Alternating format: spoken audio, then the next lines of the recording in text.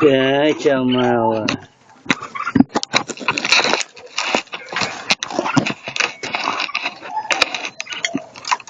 Cái chào màu và chia lửa họ mi đều để thế này thì nuôi sao nổi, mệt lắm,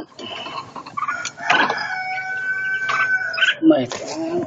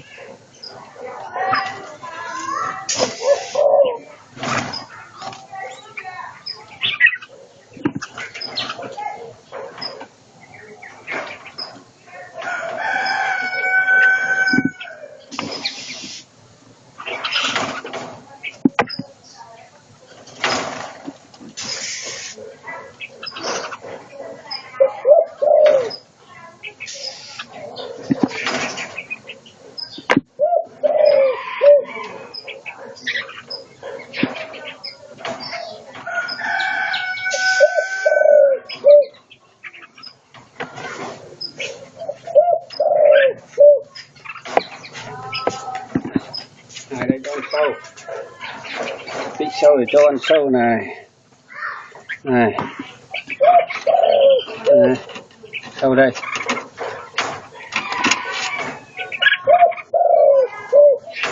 có sâu không? Này cho ăn sâu, này.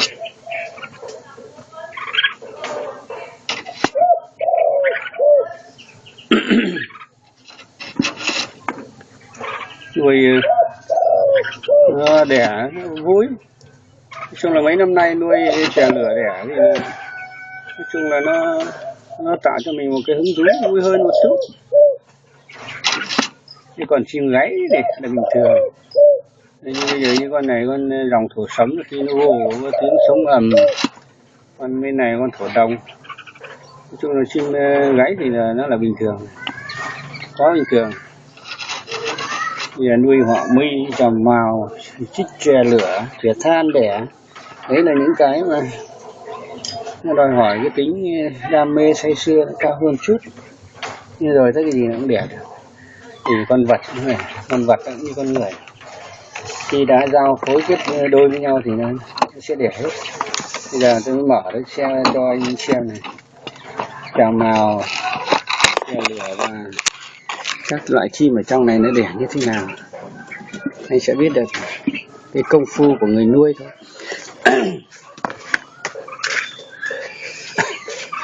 Công phu của người nuôi.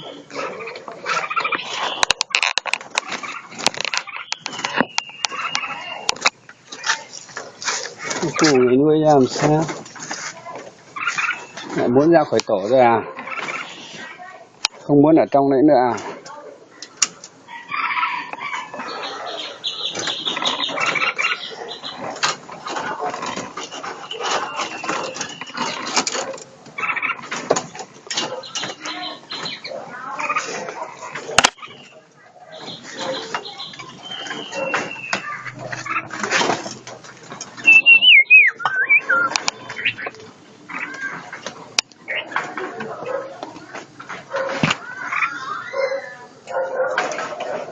Buồn.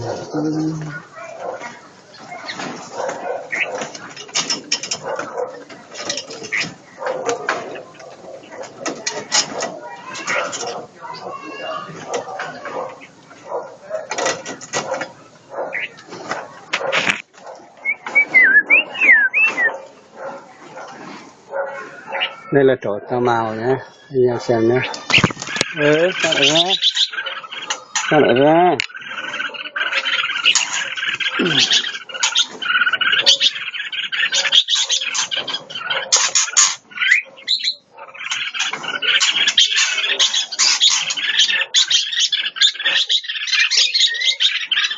Đây là cà mào đấy.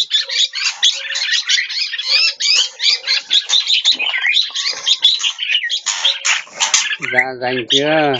Anh em thấy à, dành chưa? Dành chưa? Úi giời ơi, úi giời ơi. Úi giời ơi, giữ con thì ở đâu? Úi giời ơi. Lên. Đánh nhau hết nhỉ. Anh em đã thấy vui chưa? Thấy vui chưa?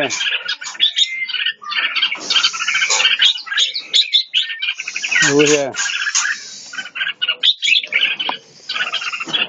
Anh em đã thấy vui chưa?